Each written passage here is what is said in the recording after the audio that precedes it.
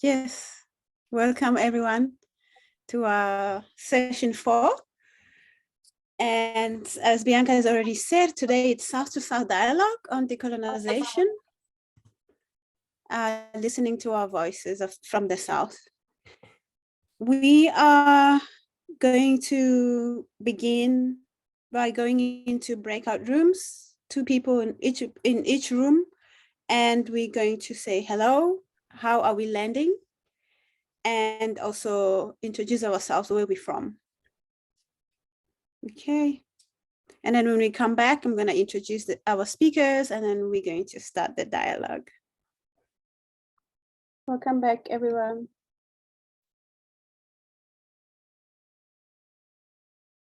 Great. So some people are still coming in.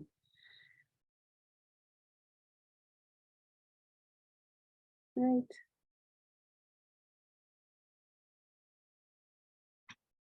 So I think that's it. Welcome, everyone.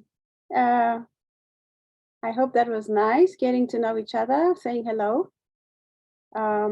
Today, as I've already said, we are having a dialogue, South-to-South dialogue on decolonization.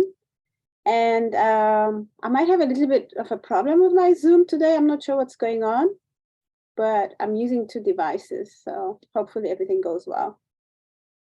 I'm going to introduce our speakers. Thank you for making time to be here. And if I pronounce your name incorrectly, please feel free to unmute and correct me and say it in the right way. We have Aura, Estela, Cumes, Simón. She's a Mayan Cachiquel activist and leader in the social and political justice movement in Latin America, was born and lives in Guatemala. She is a writer, thinker, and doctor in anthropology from the Center of Research and Advanced Studies in Social Anthropology. Aura Cumes is also the co-founder of the Community of Mayan Studies, rooted in the indigenous experience, culture, and thought. Her work questions and interrupts practices of colonialism to create conditions where voiceless people can be heard as agents of their own history, and where those who enjoy privileges can review their privileges so that we build new shared political spaces. And we also have Gabrielle Jamela Hosein joining us today. Thank you. Is a senior lecturer, Institute for Gender and Development Studies, the University of the West Indies, St. Augustine. She has been involved in Caribbean feminist organizing for 25 years. Her blog, Diary of a Mothering Worker, has been published weekly as a national newspaper column since 2012. She is currently vice chair of the Equal Opportunity Commission in Trinidad and Tobago. Thank you, Gabrielle, for being here. And we also have Anand Pawar, is the executive director of Samyak, an NGO based in Pune, India. He is an activist involved with women's and men's groups working towards gender justice and a violence-free society. He has served as a consultant to many NGOs and developmental agencies in South Asia.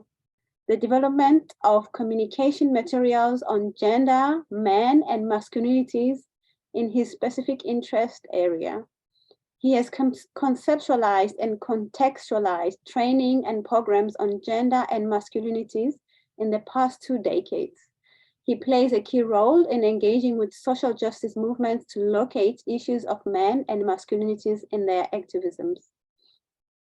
He is also associated with various qualitative research initiatives exploring issues around gender, men, and masculinities in South Asia. He teaches a modular course on men, masculinities, and SRHR with various universities and educational institutes in the region. So thank you, Anand, also for being here. So I guess today's question is, we're just going to begin with, how is it that would you like to share about the issue of decolonization? Where would you like to begin with this topic of decolonization? Anything that moves you from your region, your thought processes, your experiences, your work, challenges, difficulties, what you envision decolonization is and where it's going. And I'm going to open the floor to whomever feels wants to start. I think Aura raised her hand. Thank you, Aura. Gracias. Buenos días. Si gustan, empiezo. Yes, thank you. I can start. Thank you. Good morning. Thank you very much for the invitation to share with you my experiences. I'm very happy to be here with you. More than decolonization, I actually would like to share my point of view on what colonization actually is. And why? Because it's very common, very frequent to see indigenous peoples only in terms of culture and human rights currently.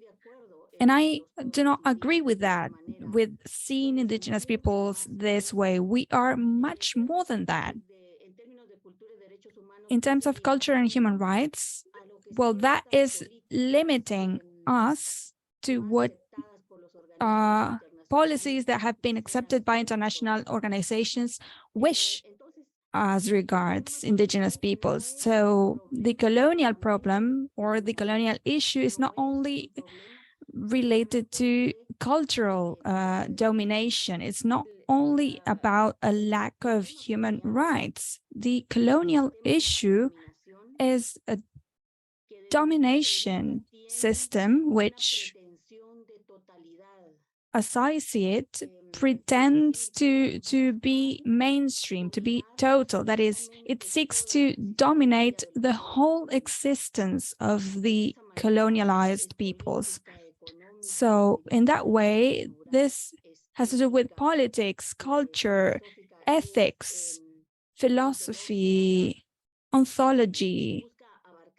It seeks to cover, to dominate the whole life of these peoples, because it seeks to create a new environment made according to colonial interest. But even when this domination system of colonialism here in Latin America, it was the Spanish system mainly, but then it was European, and then it was from America. Well, even though when colonial domination has sought to make this absolute, well, it has not been total. And this has been thanks to the resistance of the peoples themselves. The fact that indigenous peoples and African descending peoples exist in Latin America means that our existence is due to the resistance that the peoples themselves have carried out. So I would like to say that there are at least 4 pillars for the colonial system ever since the 16th century, where the Spanish invasion took place. And the first essential element is when all peoples that inhabited Abya Yala, or what is Latin America right now, well, we are said to be Indians. But this category is not only a tag or a label that they put on us, but actually the fact that word Indian also conveys the idea that our existence will only be based on being servile, being servants. So Indians and servants are 2 pillars. From then onwards, there's another pillar which has to do with pillaging. The Indians become pillaged being, that is, they can be all their assets or their goods or their lives can be taken away from them. And the other pillar, so we have Indians who can be pillaged, and they are seen as servants. And the fourth pillar is that they are taken away their political will, or the fact that when these Indians want to raise their voices, they can't because they are servants. If they were citizens, they would be heard, but as they are servants or slaves, when they speak out, they are punished. And the fifth point is that if they do not have political strength, each time they voice their demands, they can be controlled or they can be killed because they are subversive or terrorists. So those pillars that are made up ever since the 16th century continue to be in place right now. Look at what happened in Peru recently when the indigenous peoples went to the streets and they were attacked and they were controlled and manipulated. And this was the same in Guatemala. There have been genocides all throughout history, and these genocides seek to kill the Indians that speak out. So I conclude my intervention here by saying that the colonial issue is a 16th century issue, but it's also a current issue because the mechanisms are very similar and they have resulted in an impoverishment of indigenous peoples. When international organizations speak of inequality, they only speak of the effects of inequalities. They do not go to the origins, but going to the origin means that the colonial system that has systematically pillaged indigenous peoples, they have impoverished them in such a way that the only resource that they have is to migrate to the north or to Europe, for example. So this is a permanent issue. Thank you.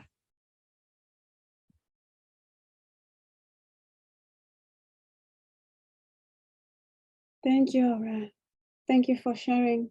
Well, so what I'm hearing is that there's a continuity. It's not history, it's not historical, it's still continuing. The idea of making and taking away the voices of indigenous people and continue to decolonize them in their land. And also the idea of when they resist and speak up is there's a clashback. Basically, they have no rights to speak up. They have no rights to protect their lands. And we know that also with climate crisis, when indigenous people stand up to protect their lands, there's always a clashback against them. So thank you for highlighting that, that it's not an issue of a past. It's something that is current, that is happening, something that we need to give voice to, and be allies to those who are standing up for their land and for indigenous people. Thank you for sharing that. Gabrielle, I see your hand is up. Thank you. Good morning from Trinidad and Tobago, everyone from the Caribbean. And I'd like to thank Menengage for having me here and thank Aura for her opening. As a Caribbean feminist, when we speak about contemporary Caribbean feminism, I always start with women such as Ana Kaona, who was a cacique in what was then called Hispaniola and is now called Haiti, and but which was which was when she was a cacique, and her father and her family were actually fought Columbus and his men, and they were collectively assassinated, with resonances for women later on, like Rigoberta Menchú, for example, from Guatemala. And we start as Caribbean feminists who are India descended, African descended from Syria or Lebanon, or even from Europe, who are now Caribbean. I start with Ana Kaona because Indigenous people in the Caribbean have been fighting colonization from the time of the encounter with Europe and continue that struggle today.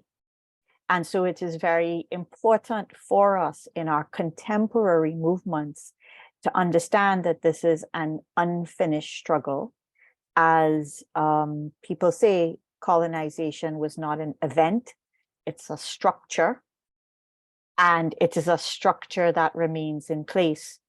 And for those of us that have come to the Caribbean through colonization, such as enslavement or indenture from India, I think we have to wrestle with the challenges of coming from very subordinated communities and dehumanized communities, but also recognizing that we remain on what is in essence occupied land and are invested in nations and nation states that continue to be post-colonial rather than decolonial. And this is a very messy, very difficult conversation for us to have in the region, and can often be difficult amongst subordinated groups who are all wrestling with the harms that they have faced and the disempowerment and the landlessness. But I think in the Caribbean in particular, recognizing that contemporary feminisms, and I would say globally, once we're talking about colonization, recognizing that contemporary decolonial movements really began with Indigenous people resisting invasion and extractivism and genocide, and that we have then inherited those struggles from the positions of harm in which we entered into that structural relation.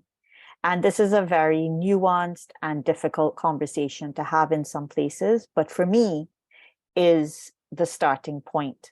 One more thing I'd like to say, which is that I worry a little bit, personally speaking, about us using the term colonization to refer to any kind of power imbalance or relation. And, so that, one area of a country may be being resource exploited by another area of a country. I think we have to be very careful that we're not using words that describe a very specific historical relationship to just describe power imbalance in general. So that, and I say this speaking from a region that in its modern form was created from scratch as a labor camp. That's what the Caribbean was intended to be. It was intended to be a labor camp in what was a modern industrial agricultural factory, which was the plantation system, in which Indigenous people continue to survive in multiple forms, but in which the extermination of people, not just their expendability and not just their genocide, but the actual necropolitics or the killing of people was constitutive of this system. And so for me, when I think about colonization, I think it is very important for us to always name it as a North-South relation or a European relation with the rest of the world, those post-colonial countries. I don't think we should just use the term in a very loose way at all, because it takes away from its historical specificity. I think we should always pay attention to the fact that it has exacerbated ethnic conflicts, not that these may not have existed between nations and groups otherwise, but they put them in place in structural ways through the setting of boundaries and through the empowering of some groups, and of course through the policies of divide and rule that remain with us today. For example, in Guyana, for example, in Trinidad and Tobago, and in other places. So I think the question of intersecting ethnicity and ethnic conflicts, and I raise that because ethnic conflicts are one reason why gendered boundaries are kept in place, as people protect gendered boundaries in order to protect their ethnic enclave. And then the final two things I want to say is that what colonization also entrenched were heteropatriarchies. Again, we can see that in the legal struggles that exist in the Caribbean today to challenge homophobic laws and laws against cross-dressing and laws that represent a heteropatriarchal legislative family of governance. And those are highly colonial and are the very things that continue to negate and dehumanize us today, but in which there's heavy investment by nation states in that legacy and that form of exclusion and power. And that's the point where I will end this, which is by saying that it is very important that we think about colonization in each of our historical specificities, because they help to understand why the particular struggles that exist in each region exist in the ways that they do, and why the challenges that we face to successfully fight those struggles, why those challenges exist in the way we do. And understanding that historical specificity is extremely necessary for any strategizing. And I'll end there. Thank you. Thank you, Gabrielle. Thank you. So I think what I'm processing now is how the word colonization is being used, right? Just everywhere, just about everywhere, like everybody's decolonized. And what you're calling for is the really true understanding of what colonization is and how it has impacted us contextually in different regions. And you're calling that as the way we can be able to actually decolonize by understanding the history of what has been happening from the beginning. And what also touched me is the emphasis on when you say it's not a new thing.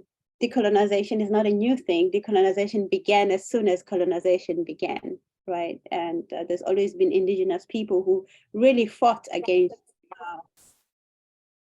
the empires, if I should say, European ways of being, European ways of wanting to take over the whole existence of people, as Aurea was saying as well. So thank you so much for that. And I'm also hearing that colonization also brings this power of heteronormative ways, patriarchal ways of being, and that our own people internalize this and we continue to govern from that system of heteronormative patriarchy and perpetrating homophobia. So that's something to look at as well. Thank you so much. Anand? Yeah. Thank you, Menengage, for having me here. And it is very nice to get connected with old friends on the global platform like Menengage Alliance, and I can see many familiar faces here. Thank you so much for having me here after a long break. I was going through the different recordings of different sessions of the series, and much has been really talked about colonization from different dimensions like hegemony, colonization in language and English-speaking language, and domination of race and caste, capitalism, toxic masculinities, white supremacy. Those are some of the keywords that I could really pick up from these sessions, and I have not much to share from that perspective. And I believe, and I understand that colonization, and I do echo with Gabrielle, would say that we need to really put the conversation around colonization in the very specific historical context of the region. And I come from the land of the Indian subcontinent, undivided British-ruled India, who have fought colonization for 150 years, a little more than that. So my understanding of colonization is actually not coming from some studies or books or text.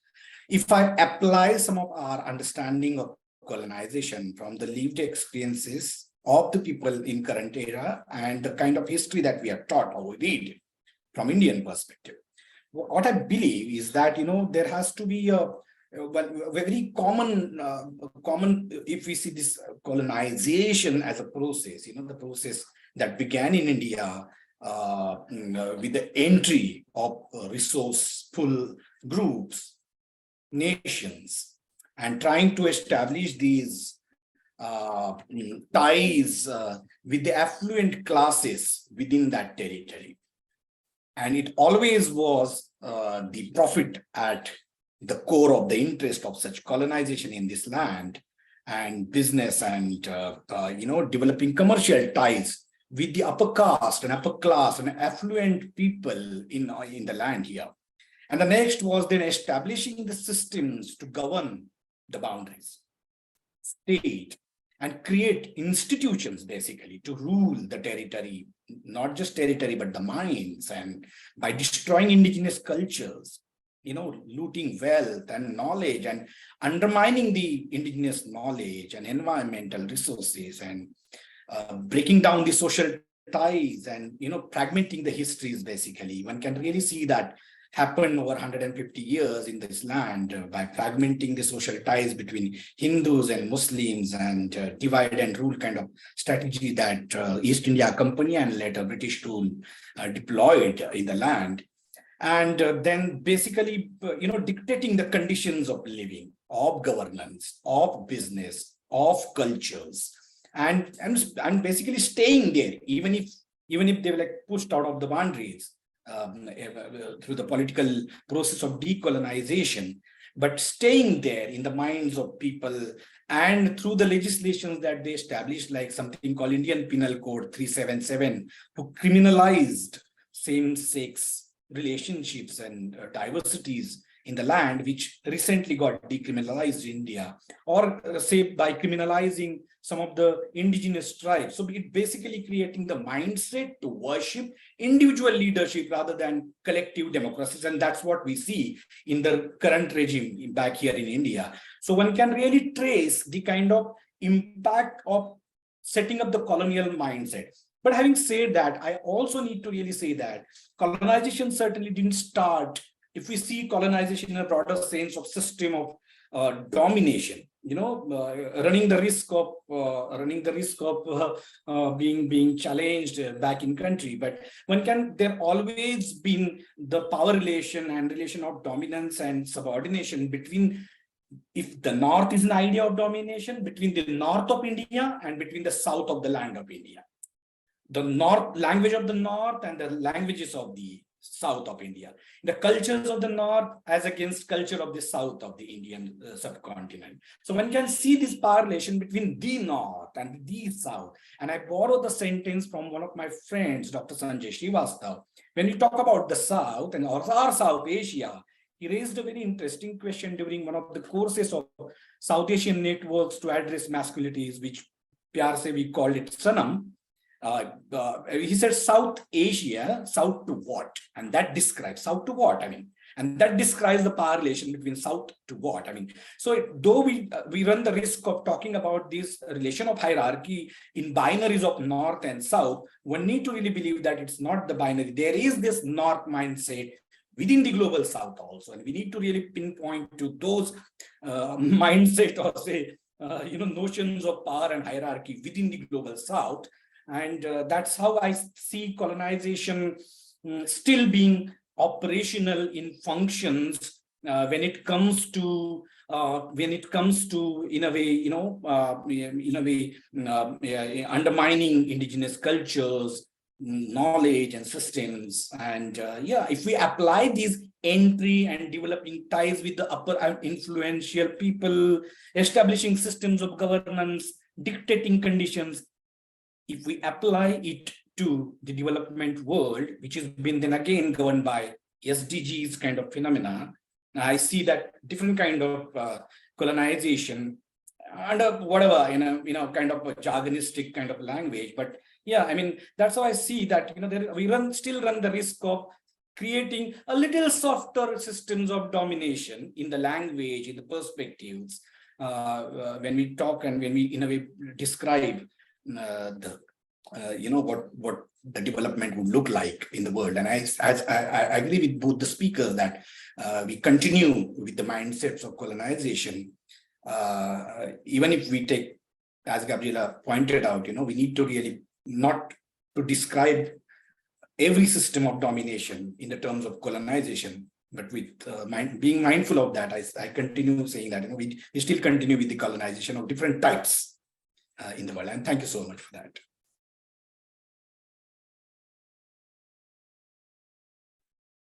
Thank you, Anand. Wow, that was a mouthful. So I guess what I'm hearing mostly from you is how the mind is colonized, right? So if the mind is colonized, how do we get away from colonization if our minds, if we have internalized colonization?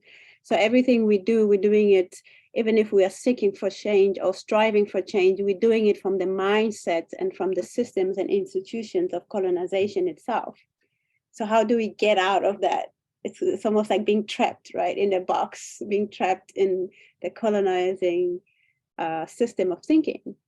And I guess that takes me then to the next question of, so how do we do, what does it look like? What does decolonization led by the voices of the Global South really look like? How do we get out of this mindset that feels like we are trapped in it, right? Because the main point of colonization, right, first is to destroy indigenous knowledge, as we all agree, and to create separation, right, divide and conquer, and then we ourselves were very colonized. I can speak for myself. I have very much colonized tendencies. So what does it look like? How do we get out of it? Yeah, thank you. So I'm opening the floor for now that we can have a conversation and discussion between the three of us. Yes, you don't have to raise. Should I continue with my reflections around decolonization?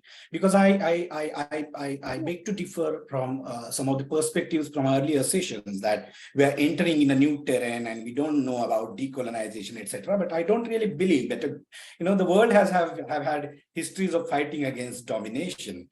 And while I'm saying that, we need to be really careful when we talk about decolonization, because it creates a kind of slippery slope to easily slip into kind of discussions around orthodoxical dominant ideas of nationalism and cultures that basically then dominate other cultures also, and specifically a kind of majoritarian regime that India is now. So decolonization should not then equal to the kind of nationalism that is been meant in a majoritarian orthodoxical religious regime, So being mindful of that, we need to really be very careful when we talk about decolonization. But I also want to state that colonization itself never created all kind of bad stories for Indians, For instance, it opened doors to the modern education, It opened kind of discussions around, socially ill practices like live burning of the wives. It created spaces for social transformation in India. It also created spaces for education for all those who were otherwise considered untouchable. So colonization didn't really bring in all the problems to the India. As it pre-colonized, it was all good and all very sweet and happy times of the land. Certainly, patriarchy was there, and rule of domination was there, and monarchy was existing. Democracy was completely on toss. So it was not the colonization who brought in all kind of problems of the universe to the land, as I understand. So, but colonization also created certain spaces for education, say for modern education, etc. And when we talk about decolonization, we have had histories of, as you said, decolonization started right from the beginning of colonization. So we have this violent resistance to the colonization in this land, and at the same time we have seen the biggest and strongest non-violent active movement of Mahatma Gandhi, if we see, and a lot of reflections around decolonization, where Dr. B.R. Ambedkar in England said that, who was the leader of untouchables during the colonial period, who said that the freedom would be a political freedom if we decolonize the country from the Britishers. And what will happen to the freedom of, say, vulnerable groups and untouchables? So the decolonization itself may not ensure justice to all those who are going to be decolonized. It means that we need to address the innate structures of hierarchy even within those territories and societies, and only decolonization is not going to be the answer to all kind of practices of discrimination in that. And that's why I feel that decolonization, there are ways and methods of active nonviolence which has been tested over and over and again in the world, and there is a lot to learn from the histories of non-violent movements to talk about decolonization. There is a lot to learn from the South Asian land about the heterodoxical spiritual practices like Sufism, like Rumi, like Bhakti Parampara, which always challenge these very dominant religious ideas of the land. And I completely see that there is a lot to learn about the language from the, not even to homogenize or not even to create a homolytic group of indigenous people. From all those within indigenous people, there is a lot to learn from their struggles for their cultural visibility, for their struggles for freedom from systems of domination, from the caste struggles. Look at the kind of Dalit movement that this land have experienced. It's like, almost like a anti-race kind of movement and struggle in this land. So I see that there are great hopes if we learn from the local understanding of decolonization and struggles fighting against the domination and all forms of domination by all those marginalized sections of the land. And thank you so much. Thank you. Thank you. Please jump in.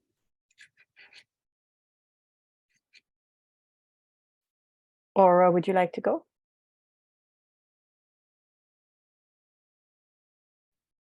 Gracias. Bueno. Yes, thank you. I often use the concept of anti-colonial or anti-colonialism, or you could even name processes of opposition to colonization. I don't know if that could be called anti-colonial, but these are some processes that people carried out from the moment when their autonomy was removed. So I completely agree with the fact that opposing to colonial domination is not new, but what is novelty is that when people who have always been opposed to indigenous peoples, when academia starts accepting this and they expand this concept to the world and their voices are heard, well, this becomes new. When you actually can resort back to numerous ways of opposition, as we have already mentioned. There are multiple ways of struggles. Some of them have been written down, some of them haven't. And when I say written down, I mean legal documents or letters. All of this, I'm not referring merely to books, but it's necessary to learn, I think, of how people's opposed colonial processes, and it does not mean that that they opposed something as we would have liked them to do so. When a life is threatened, they won't always respond in a radical way. Of course, many people have said, I refuse to be your servant, so if you'd like, you can kill me, and they were killed. And others said, well, I am afraid of dying, so I will accept being your servant. But in the end, they sought other strategies to not be their servants. So the answer is very complex. It's not black and white. There are many nuances and contradictions. And I think this is always important. It's always important to learn from that. But there were many political moments in history that can help us to understand when a regime has been established and they have been successful in establishing themselves. And one of those moments in Latin America is when Republican states were created, which apparently were not colonial, but in and of themselves, they were expanding the colonial system because they institutionalized the system. The white supremacy, for example, as Anand says, this has become institutionalized in state institutions all throughout these states. And all throughout Latin America, we see that laws created forced labor for the majority of indigenous people. So there's a process of expansion of the colonial system, and people are always responding to that. And maybe I will be differing or being in disagreement with education here, because one of the ways they respond is, well, if you think that I'm only useful to work on cotton fields because I don't know how to write and read, well, I want to learn how to write and read. So many people were involved in education processes, but they were the rich people were responding, well, no, you don't deserve to be educated, because in order for you to work on cotton fields, you don't need to learn how to write and read. So there was always an opposition, because the colonial domination systems have very clear interest in power. So of course, this is cultural as well, but it's not only cultural. So there have been many responses. These responses that have resulted in people remaining alive in countries where there have been several genocides, and I'm speaking of people being killed for their struggles. So that is what I think of that. But another thing I would like to mention is contemporary anti-colonial struggles that have to do with recovering the autonomy and the sovereignty on in political terms and in territorial terms that indigenous peoples have lost from the Spanish, European, and American colonialism. So recovering autonomy and sovereignty and the capacity of self-managing is something that is very complex, and you can't speak out here because the groups that are in power become aligned with the United States, and their intentions are torn apart. So it's very important to see how colonial power and imperial power are joining forces to torn apart the indigenous groups' will. And another thing that is very important to underscore is speaking of or glorifying the past. I think that it's important to recover the possibility of thinking how we want to live, and to think of how we want to live. Well, I'm saying this from this point of view of opposing the colonial system. I cannot thank the colonial system for anything, education or anything, because this was a world that was imposed through violence. And I speak this language and I have gone to school, but this has been imposed through violence. So I cannot think a violent process, because when you impose a world, you are destroying another world. So the possibility of learning from a plural point of view, or learning how to inhabit that plurality and to reconstruct what we want to be is very important. I think one of our greatest wishes is to actually have the possibility of thinking of what I want to be without being murdered for that.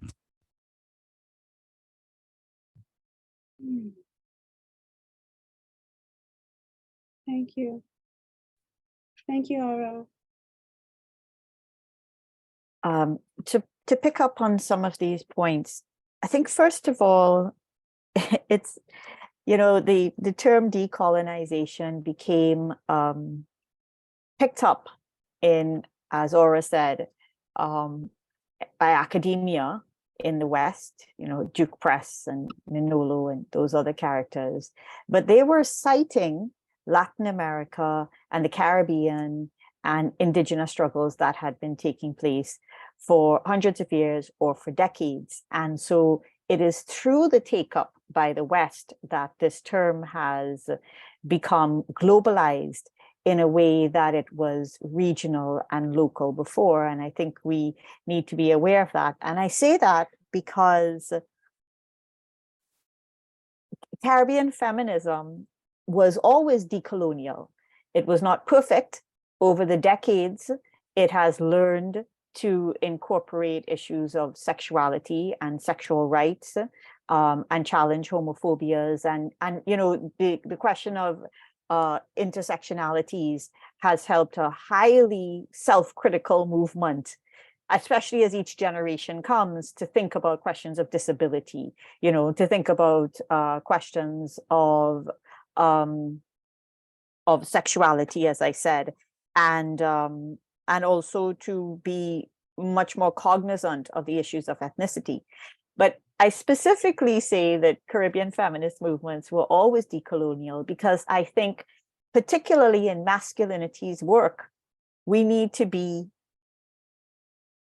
very careful to not invisibilize what has been going on for decades before in social movements, and to appear as if in masculinity's spaces, we are now introducing or naming or inventing something that women have always been doing, which of course is such a risk in these movements that we are all so aware of, which is that when things are taken up by men, they become named and visible and amplified and important in a way that women's work becomes invisible and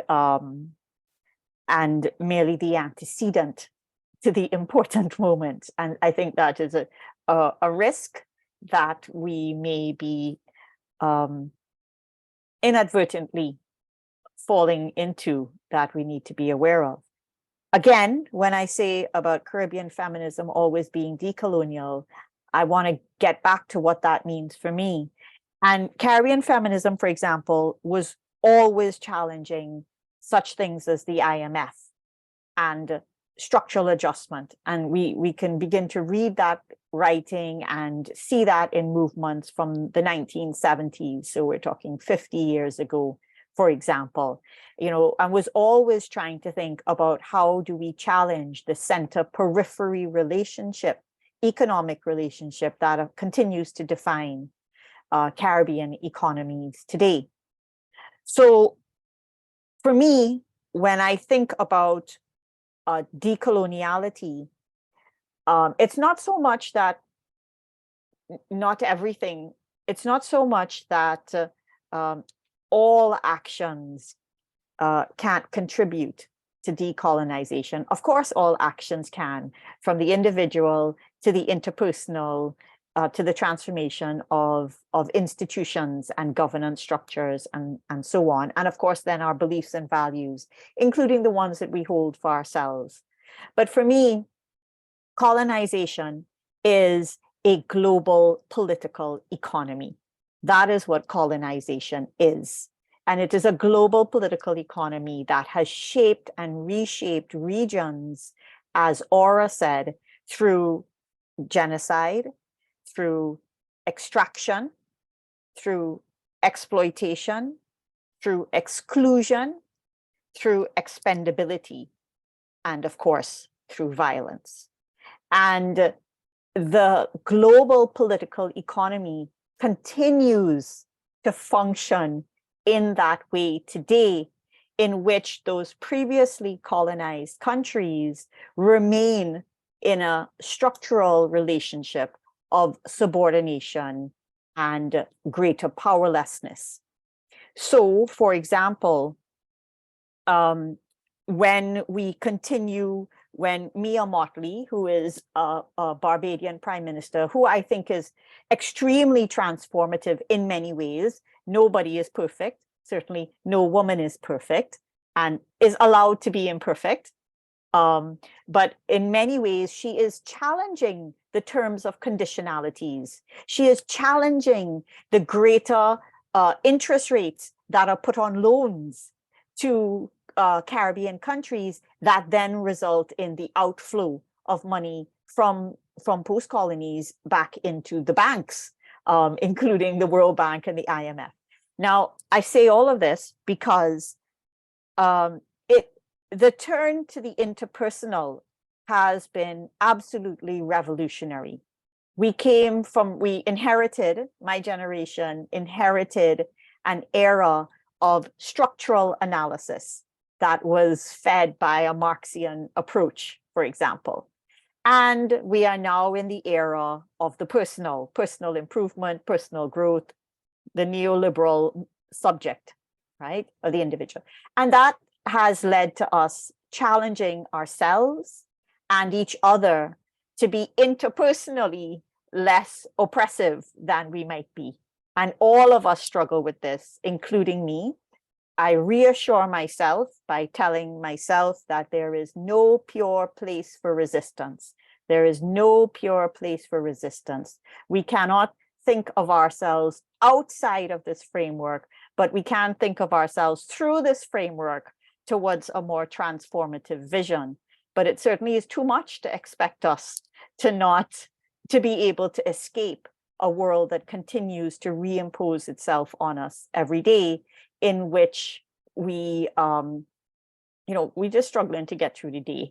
And it can be really hard to be fully transformative while functioning in the world, right? So we are all in a process of learning and changing and growing and being accountable and making mistakes and having to forgive ourselves and each other every day, and that's part of it. So the turn to the interpersonal has been absolutely essential. But one of my, what I think that we need to do, and I say this particularly in relation to men's movements, because men's movements, in my understanding of them in the Caribbean, have focused on the interpersonal. They have focused on men's experiences of violence, for example, in intimate partnerships. They have focused on men's experiences of not feeling welcome in a room of feminists because they are not being, they are not being centered in particular ways and so on. And men's movements have focused on the things that seem to specifically affect men. By contrast, women's movements have taken on the broad range of issues, from ecology, from Exxon Mobil, sorry, which working class women in Ghana and Red Thread are currently doing. And we need to see, to my mind, that men's movements, and I can speak for my region, I'm not sure for others, need to become decolonial by recognizing that these are struggles in which men must play a significant role, while also being cognizant of the fact that we continue to have to be aware of the power that we have and the power that we wield and the vulnerabilities that we feel even while wielding that power in those movements. And I think that this is a major step for men's movements in the Caribbean, which have not taken on analyses outside of what seem to be men's issues, but where if they continue like this and don't think about contemporary issues as legacies of colonization, and those contemporary issues, for example, would be reproductive rights. If you think about enslavement, where women were not in control of their fertility, in which abortion remains illegal today in many countries. If you think about violence, violence against women, violence against men, violence against children. If you think about the sexual division of labor, which was constitutive to the plantation economy and the domestication of women, compulsory heterosexuality, and I'm going to end, and this is a super important point, religious fundamentalism. So the imposition of a very heteropatriarchal religious dictates through law, through institutions, through education, through the definition of the legitimate family, through inheritance. If you think about that legacy of religious fundamentalism and those as contemporary issues that feminists are fighting, which are legacies of colonization, and that is why I say we have always been decolonial, then for me, men and men's movements need to broaden from thinking about their organizing in terms of men's particular experiences and take on an understanding of why these issues need to be challenged in the ways that they have been challenged, and ask then, what do we bring to the table?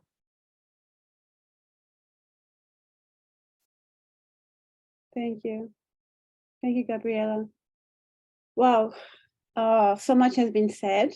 I think I'm reminded by the book I'm currently reading, which is called Wake by Rebecca Hall. And it's about basically the hidden history of women-led slave revolts. And it's such a painful book because she cannot find documented evidence of these, but she has a sense that they have happened, but they were not properly documented, right? It's mostly the men revolts that were documented. And the whole book is about that her struggle of, as a historian, of looking for these documents. So I'm hearing what you're saying, Gabrielle, and also what Aurea was saying, that the lack of documentation also plays very much into our colonial history. And the complexities of saying that, how did our cultures look like before, right? Not to romanticize our cultures before colonization and pretend as if we were very peaceful, or there was no patriarchy within our different cultures. And but then how do we rethink a new way of being? How do we think a new way of being beyond colonization? And I think what got stuck with me was also the modern education. For me, it's a debate that I don't know if I want to thank colonization for modern education, because I do question how has modern education affected me as a Black person in the Black body. And most of what it has done was to create self-harm and internalized hate, to hate my Black skin, to hate my indigenous culture.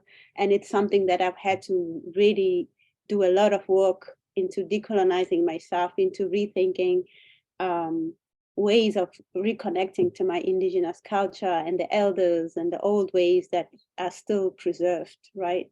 So it's a struggle of saying, what does modern education bring me that my indigenous culture couldn't give me, right? So I sit with that. With that, we're gonna take a 5 minutes break. And when we come back, we're gonna go into small groups and then come back again together into a big group.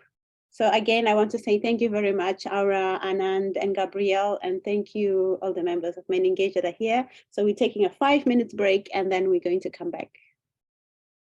Great. Good to see everybody. Welcome back, everyone. How was that? Do we have any questions?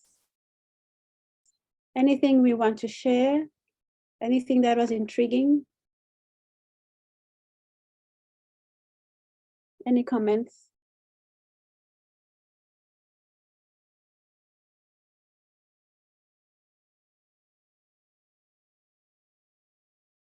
Too short. Yes, time is never on our side.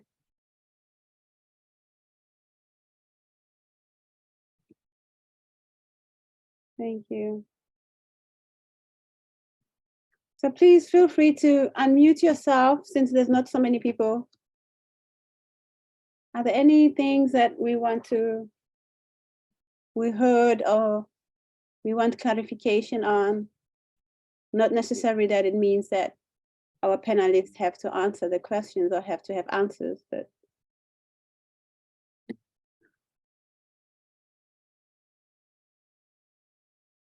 great.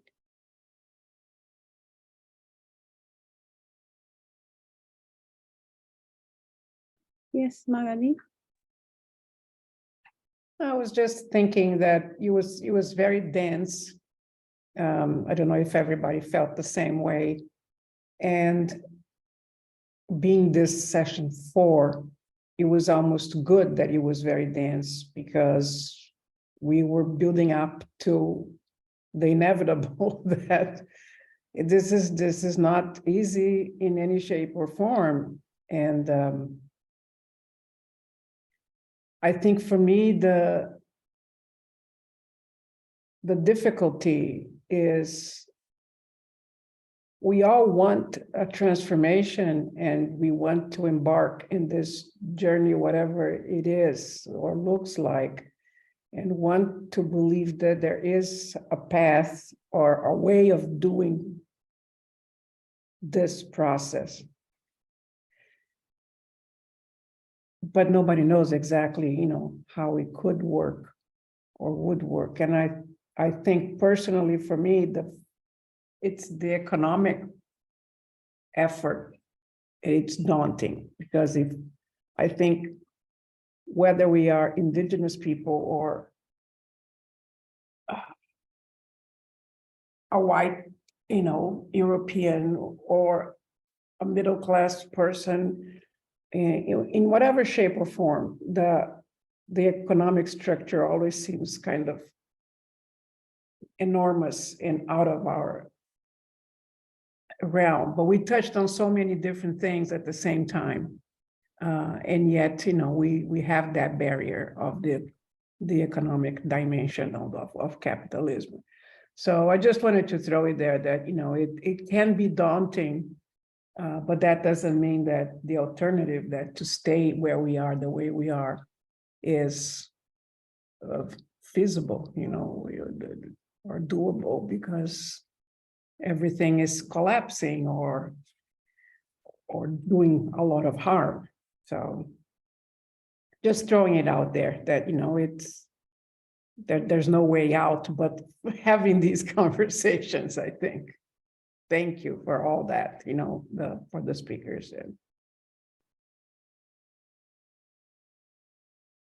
Thank you. Thank you, Magali.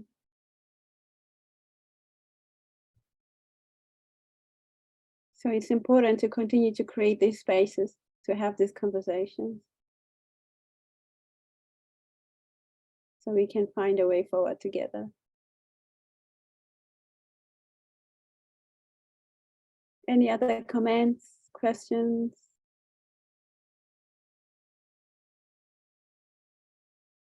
Processes?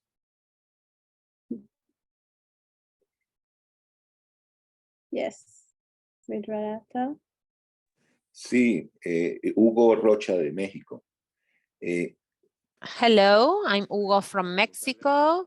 I would like to ask the speakers, how do you see the processes of resistance and their relation with the autonomy. How can we build autonomy given that the experience in Latin America is that we have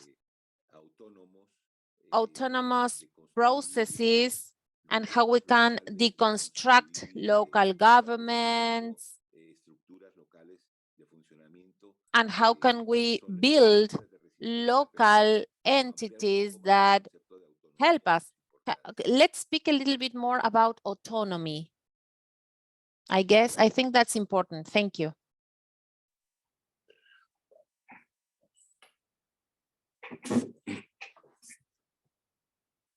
Gracias. Does any one of our panelists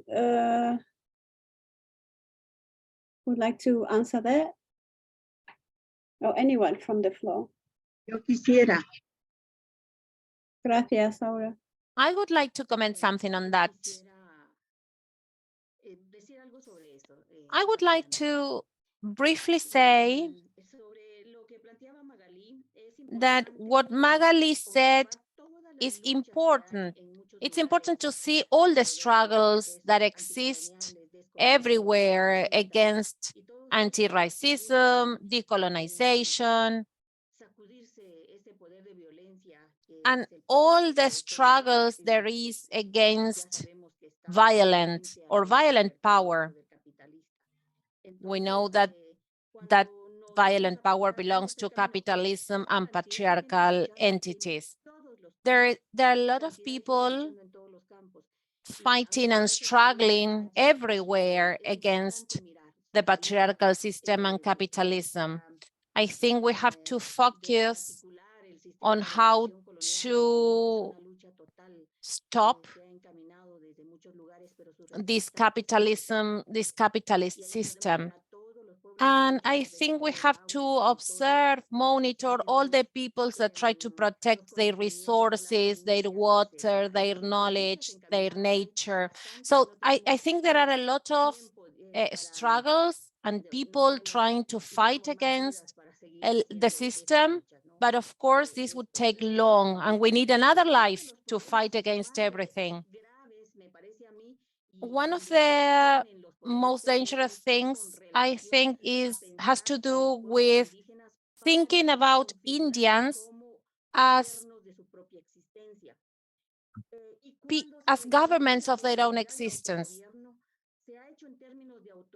I think we have to think the autonomy they may have, and with the possibility of building their own norms and guidelines. Or we have to think about autonomy as their own possibility of guiding their lives, policies.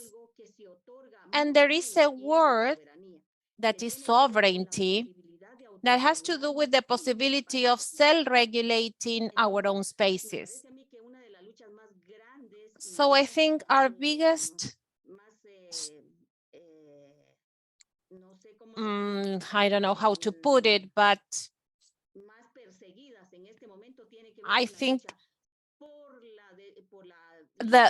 our struggle is to gain autonomy, but at the same time for the autonomy of the peoples. Because the autonomy implies that we can be owners of our own assets and resources, all the resources, the water that we have in our territories, the knowledge, the land, and capitalist powers. I mean, it's going against these capitalist powers, but not only to go against them, but also some left-wing governments have constructed ways of fighting against Indians. We don't have to ignore that. So I think we have to continue the conversation about communism, socialism. All those who are against capitalism have to think what they do with Indians too. Do they respect the sovereignty and autonomous of Indian peoples? Well, just, I mentioned these things just to give food for thought about all this and to continue with the conversation about the struggle the Indians have and the fight they have to protect their resources they used to live. I think we have a lot of inspiration and to continue thinking about this.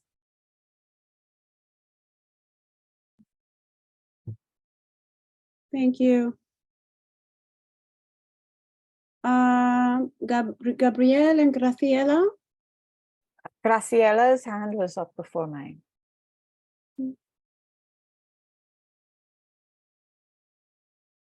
Graciela.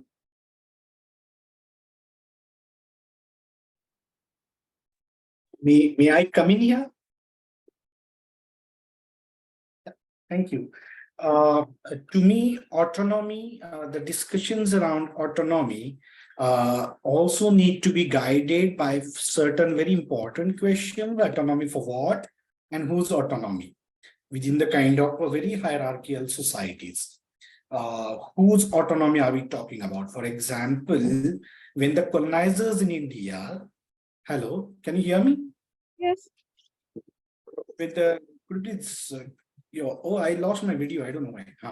So when the colonizers in India tried questioning the upper caste Brahminical ways of controlling the lower caste, so-called lower castes, the upper caste Brahmins also spoke about the autonomy to control the so-called untouchables and lower castes.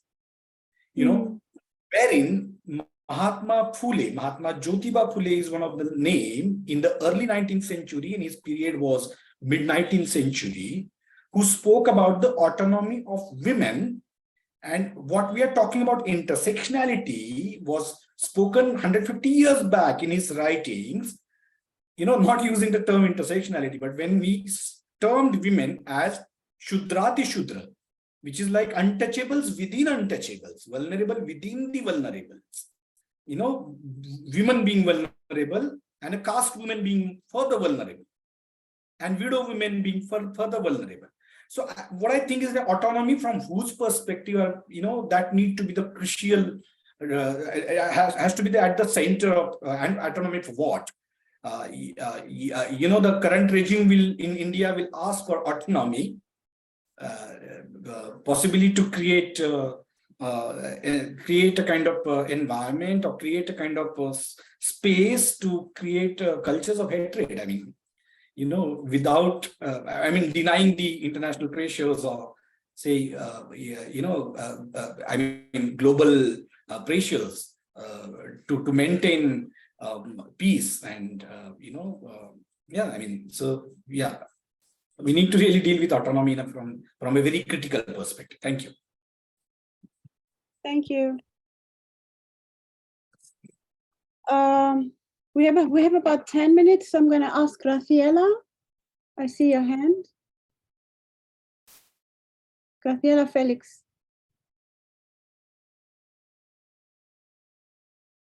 Unmute, please. You have to unmute. We can't hear you. Ahora. Hola. Hello.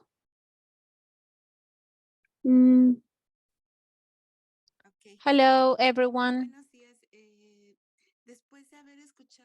After listening the speakers today, I would like to thank you all for sharing your knowledge, your expertise.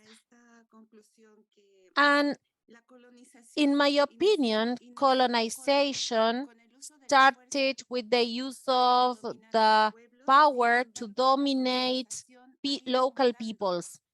And colonization has changed along the times. I see it as a virus that changes its form of domination, but it continues dominating. And thanks to the resistance of the peoples, we can think of the autonomy of the peoples that I see it as a self-determination of the peoples. This dispute and struggle is continuous, is permanent, because we in Mexico, for example, have different ways of protecting our resources, for example, from the state. But that's the form it has, the colonialism in our land, and probably in Europe is different. But colonialism tends to grab other people's resources in general, and we who are in another position as the ones who are colonized, we need to give an answer, and our answer is resistance in different ways, not only a resistance with weapons, but also our resistance is expressed, for example, when we don't want to be servants, when we try to speak up before our governors. Thank you for listening to me. Thank you.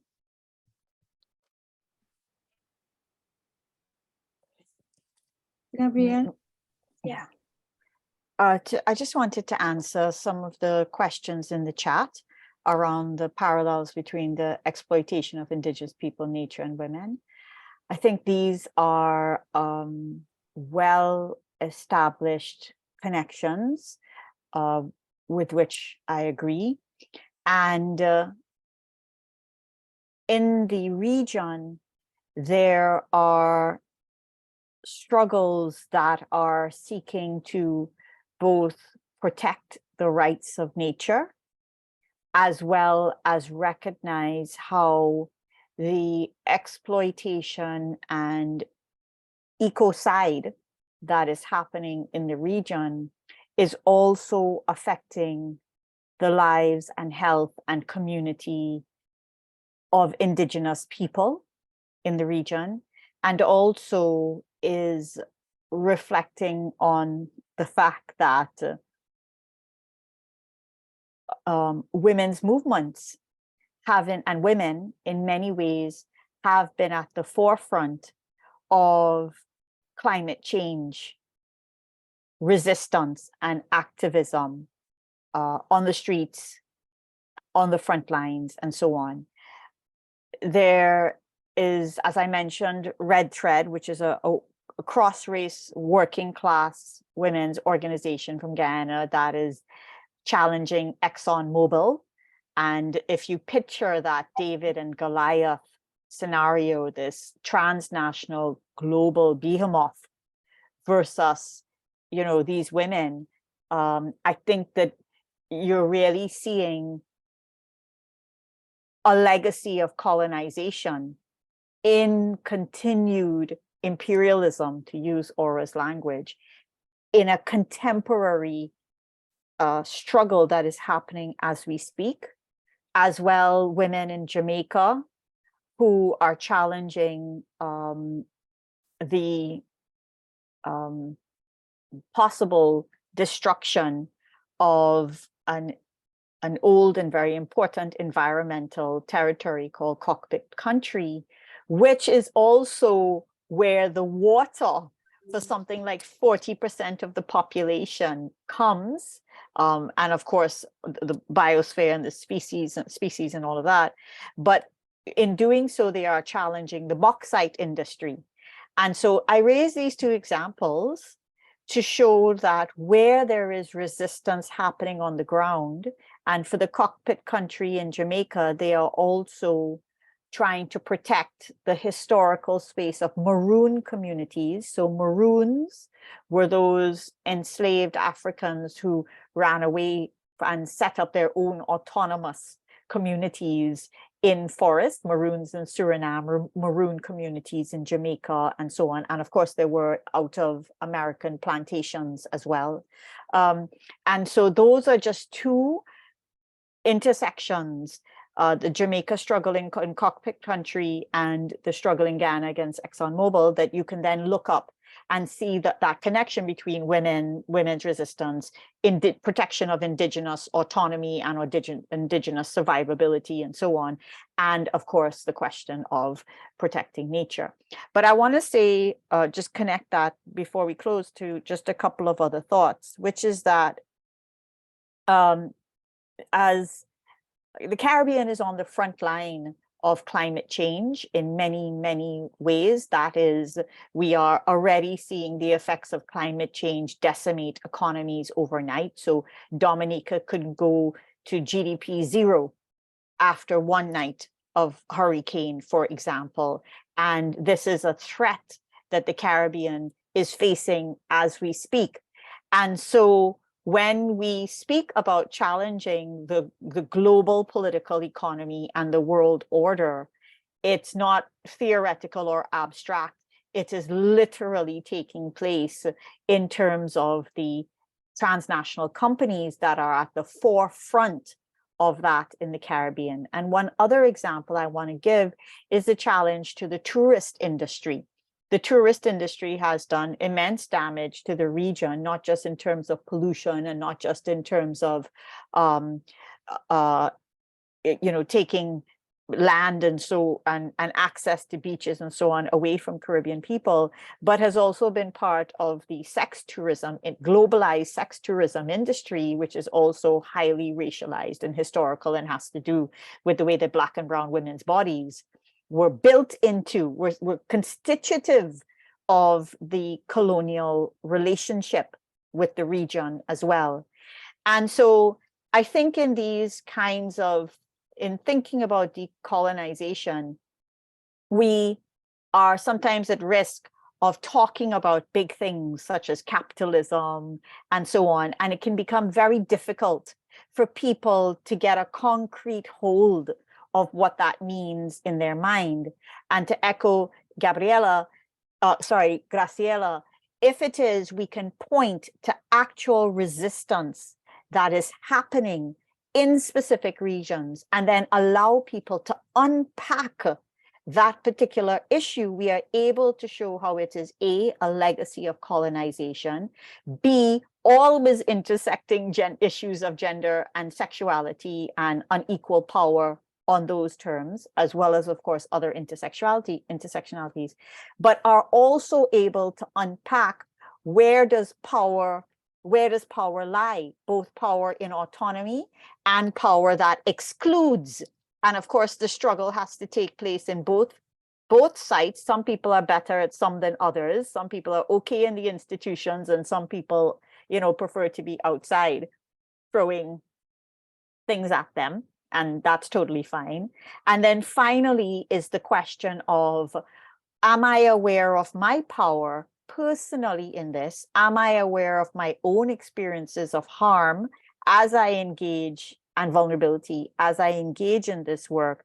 And am I aware of the emotions that this brings up for me in this work? And so I think as Men Engage moves forward with this discussion, providing these concrete examples and asking, what does this mean for, men's roles in these movements and what needs to be unpacked is very important.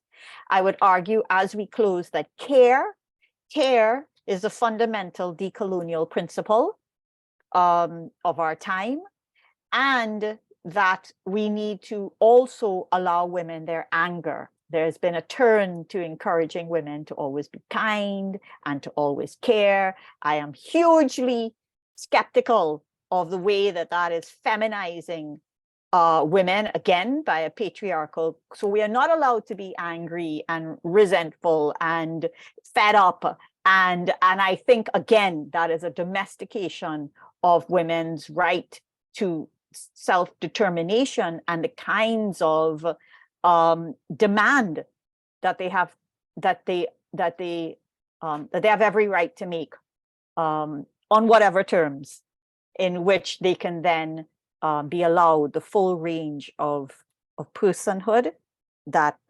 exists in these struggles. Thank you so much. Wow. So we are actually on the points 5 and my time in this part of the world, it's 5 p.m. So it's on the clock, I think. And ahora no hay palabras. Pues, Ahora says there are no words to express what you are saying. what I'm hearing is that we're still just in the beginning of unfolding this topic. We still need to narrow it down and get into specifics and talk about where there's resistance and why, and break it down, right? This is what I'm hearing. And I'm also hearing a call for us as men engaged to go deeper into what are men doing or not doing on this topic. And how has colonization impacted the bodies of brown and Black women? All these really topics that we need to go deeper into. So with that, I want to say, I guess we do have another session that's coming up. And I'd like to say thank you so much for our stay, and thank you to all the members that have somebody's, yes. And I don't know, Bianca, is there anything else that we Just sorry, just one thing. Yes, so the date for the next session is June 28th. It will actually be in the 3 days of our members' assembly. So we have been sending out information about that. So just a reminder to look out for that. We're sending it via email, the listserv, WhatsApp. So look out for that and you can register. Day 1 and day 2 of the members' assembly is open to everyone. And that's where we'll be having this decolonization session, the 5th in the series, which will be looking at colonization within Men Engage Alliance itself. So we invite you all to join us for that one. And then on the 3rd day, apologies, on the 3rd day, we will have the actual global members assembly, and that will be just for members. So there's separate registrations for both. So do be on the lookout for both of those. And we look forward to seeing you all at those sessions. And we will also share the recording from this session and the links that were provided by some of the speakers. So thank you, everyone. Thank you, Nata Corso, for joining us. Thank you to all the speakers for joining us. Thank you to the interpreters for your great work, and we will see you all again. Thanks, everyone. Take care. Thank you. Bye. Thank you. Bye-bye. Namaste. Bye, Estela. Gracias.